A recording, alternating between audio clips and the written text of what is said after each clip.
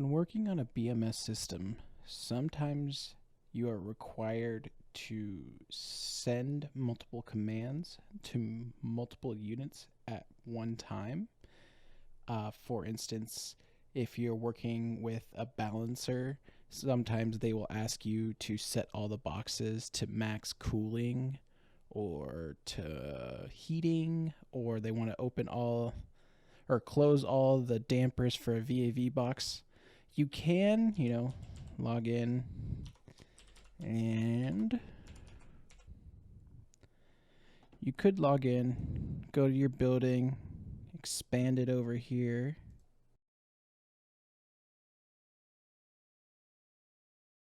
Open up one of the boxes that he's asking you to open. And you can go here and say he wanted you to close it. I could go here, operator override, 0, boom. Now that'll work. As you can see, if I go as fast as I can,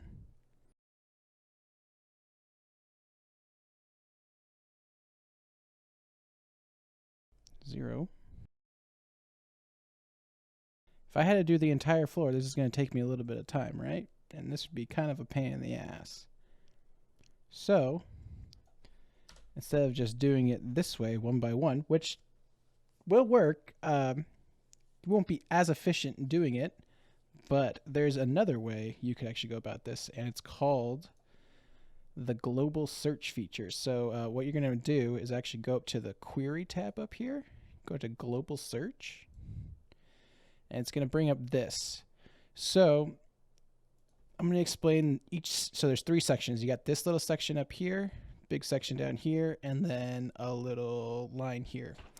So this section over here, the small one, is where you're searching. So basically you get to tell it what units you want to look at. So for example, if we want to change all the dampers for all the second floor here, I can click, highlight all the second floor units that say we're balancing, click and drag and drop right there, and now all my VAVs are in here. So it's just going to search these VAVs.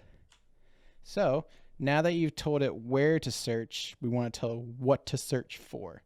So you're going to go up here and put in, if we look at one of our boxes, just to confirm what our damper is, DPR-CMD. Oh.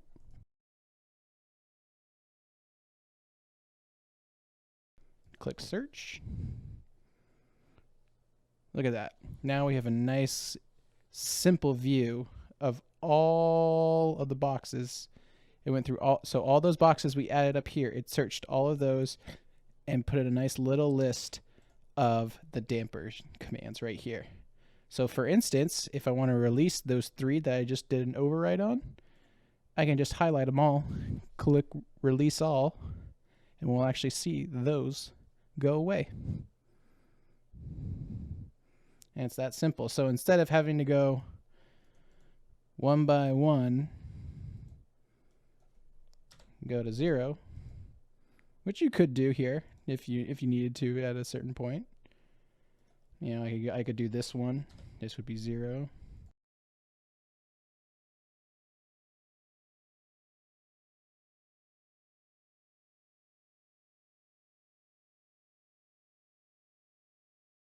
So say if I want to command these 4 to absolutely closed, send it to 0. We'll see that it goes operator override here. We'll actually get a window that tells us 4 of them succeeded. Usually you'll only see failures here if there's something offline is usually what you'll see. But it says that 4 of them completed, and we can actually see all 4 of them up here have completed. So I'm going to go ahead and just release them all because we don't need to right now.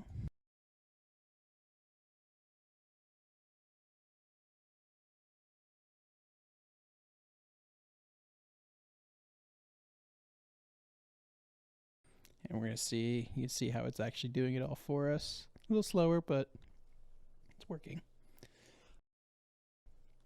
All right. So that would be just for the damper. Say you wanted to look at supply airflow. Oh, there we go. Tell me that's done. Supply airflow. We can put in a SA-F. It's going to search all those boxes for SA-F. And now it's going to add it into the list down here. So another thing to keep in mind if you want to know SA-F, you know, doesn't really probably mean a whole lot to you which box is which in the list here. So if you want to actually know which box you're actually controlling, you actually go over here. And this is kind of like the file path in your computer. So it's Town Center Drive is the server, the NEE that it's on, the trunk number, and then there's your box number right there, and then supply airflow. So that's where you can figure out which one it is. So this one's 2-25, this one's 2-30, yada, yada, yada. Say, for instance, I only wanted, say, VAVs 1 through 30, but I already have this list up here. So I could highlight that and all of these guys. Say I don't want to see these in the list anymore. I can just click remove from list down here, and it's going to ask you, are you sure you want to remove these from the list? And you're going to say yes. There you go. Now you just have 1 through 30. And if you want to start a new search, you can click clear list. Boom. Now you're back to where you were. I am still searching these VAVs up here, but another little cool thing you can do is let's search for our flow points again. So these are all the flow points. So if you wanted to do an easy audit to see if, say, these points have alarms or trends, you can do this little trick where if you, instead of searching these units, highlight the units, click remove. So now it's not looking for in any specific location, but we're going to change that. We're going to highlight all of our flows, drag and drop in there. And instead of searching for supply airflow, I'm going to clear this list as well. So I cleared the name up here, so it's not looking for supply airflow. And if I click this down arrow, we can actually click on trends. So now it's looking at all these supply airflow points, and we're going to look for any trends on those boxes or on those points. And there we go. We can easily view all of the trends for those specific points. And you can, however you want to do this, you know, it's a pretty powerful tool, especially when you're doing balancing, and it's really convenient to say open and close heating valves or dampers or setting things into heating or cooling. This usually comes into play a lot of the time. Or say you want to I don't know, unoccupy an entire floor of VAVs real easily or quickly. So I'm gonna change the layout here.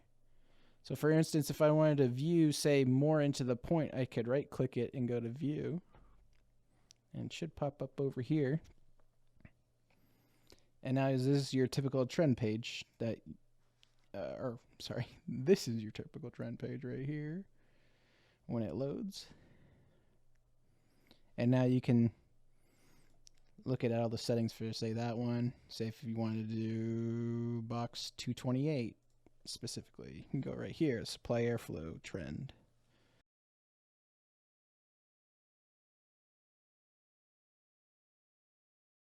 It's really makes it convenient. So some other interesting things is that sometimes if you do have some issues with say when you mapped it all out, you accidentally put, like, say, the interval rate at 0 instead of like 600 seconds, you can come in here, highlight them all, go to modify, and you can actually say change the name of the trend, repository. Maybe that's actually one that gets forgotten a lot. You check the box, say repository enabled true, and you click send. So here would be an example. We wait for it, and it should give us a confirmation here in a second. There we go. So all 16 of them change the repository to enable. There's not all of the settings are in there are able to do that, but certain ones, like your sample interval, you could go to like 600 seconds or 900 seconds or whatever.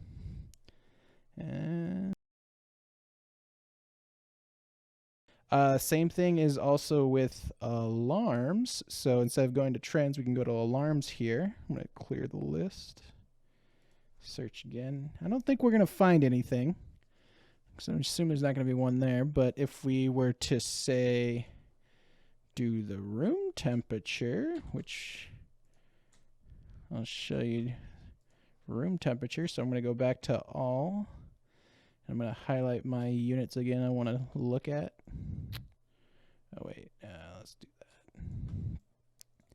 So I want to look at all these, but I want to look at RM-T.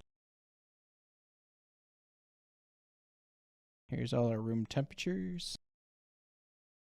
Now I'm going to do the same little trick. I'm going to remove everything up there, highlight all this, drag it in there, get rid of this so it's not looking specifically for that. Go to alarm extensions, clear the bottom list, and now there's all of our alarms. And same thing, we can view each of them individually if we'd like. It's really useful. Sometimes it happens in a... There is a one caveat that sometimes can prevent you from using this. There's a little bit of a workaround. So sometimes you'll actually see... read it out for you.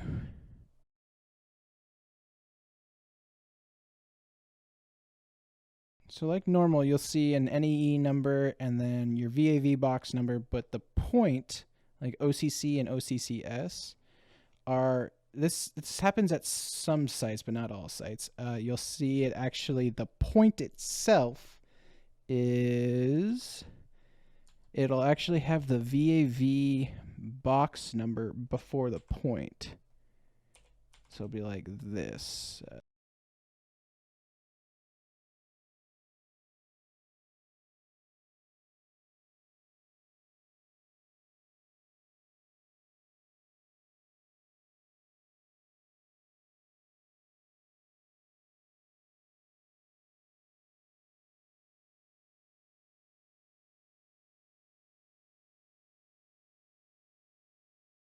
And it'll have the basically the box number before all of these points. And if you try to do what I showed you earlier, and you wanted to find all the room temperatures, it actually wouldn't find anything.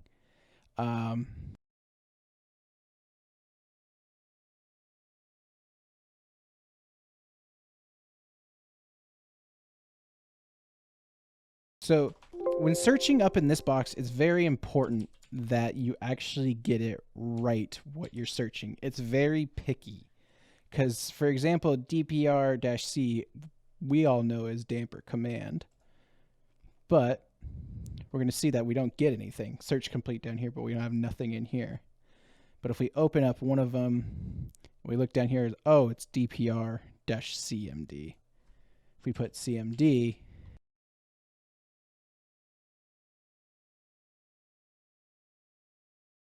it'll find it. But there's a way you can kind of cheat this.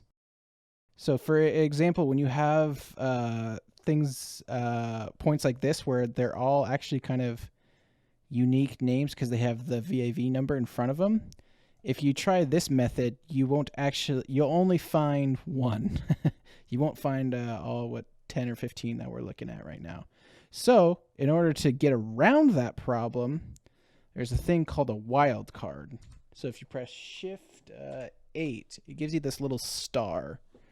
And if you put the star before, that means anything before and then DPR-CMD at the end. And then you would actually be able to find, say, you'd be able to find that guy, that guy. I wish I had a site I could show you this, but I'm going to see if I can't simulate this for you.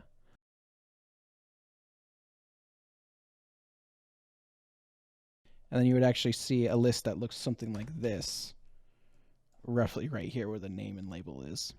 So, you know, O2, oh, those are floors. Oh, well, I think you guys get the picture I'm getting at here. So if you put that little, not free radical, wild card there, you can actually get around that. But say I didn't want to look at this box and I thought it was DPR-C. And I go, oh, there's no DPR-C commands there. What I would do is I would actually expand this, double check, and see what the actual name is. But you can kind of cheat and put that little wildcard at the end. Boom. Basically, it looks now just for DPR-C at the start, and then C, and then whatever's after that, basically, and it puts it in the list. Well, here's also an example that actually would be actually kind of convenient. We actually have a single building here that has two NEEs for it, 9440-1 and 9440-2. The problem we have at this building is that when it was installed, each NEE has two trunks, trunk 1 and trunk 2. The problem is this building is split up into two different sections. It's a two-story building, but how the network trunks are split up, one NEE has one trunk that goes to the TransCore side and then one trunk that goes to the Illumina side. And the second one as well has one trunk that goes to the Illumina side and one that goes to the TransCore side. For some reason, when they put them, when it was installed and hooked up, unfortunately, each side was mixed with the other side. So sometimes working with this, it's easy to accidentally forget which side you're on, depending on which trunk you're on. So for instance, if I just wanted to look at the the TransCore side, I could expand both of the TransCore trunks, highlight it, drag them in there, drag them in there. There you go. And then say room dash temperature. I want to see what all of them are just for the TransCore side. I don't want to see anything for the Illumina side. Let's see. Do they use room dash T? They did.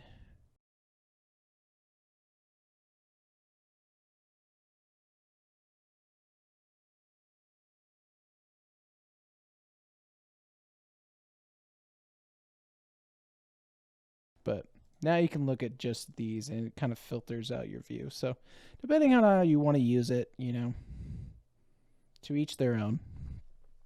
So I find it really helpful. I think this is something that is super useful if you're working with a balancer. You will end up using this a lot.